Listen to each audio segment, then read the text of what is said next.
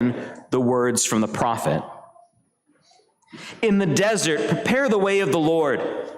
Make straight his paths in the wasteland, a highway for our God. Every valley shall be filled in, every mountain made low, the rugged land made plain, the rough country, smooth, broad valley. Then the glory of the Lord shall be revealed, and all people see it together. See, conventional wisdom says, when you're trying to get someone to do something, make it seem easy.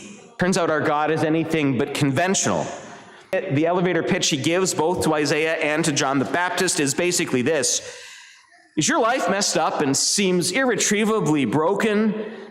Do you keep falling into the same sinful, demoralizing, life-changing behaviors? Does it ever feel like nothing's ever going to get better? Come out to the desert and do the hardest thing you can possibly imagine. It'll work. It'll change your life. I promise. And then it does.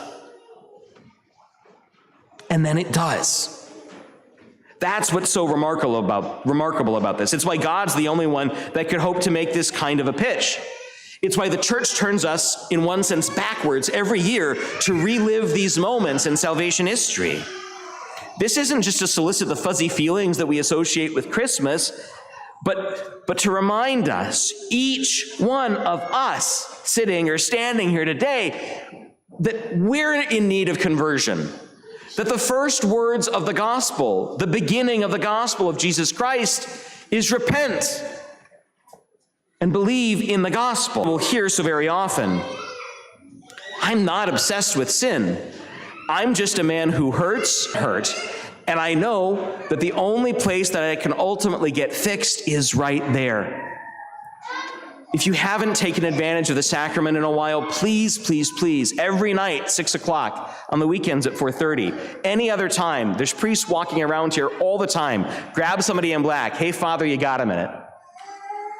3 Christmases ago, I was going into Park Avenue Cleaners on Christmas Eve morning to pick up our dry cleaning for Christmas, and there was a Santa coming out of the cleaners. And he saw me and he said, "Are you a real priest?" And I said, "Are you a real Santa?" And he said, "Father, would you hear my confession?" And he knelt down in the snow. And I heard Santa Claus's confession on Christmas morning so that he'd be able to rightly give away all of his gifts that night. No one's too big or too good for this. The struggle is we have to be able to admit what's really wrong. I hear this all the time. We want to distance ourselves from sins. Well, sometimes I don't use the best language. You mean you cuss a lot? Well,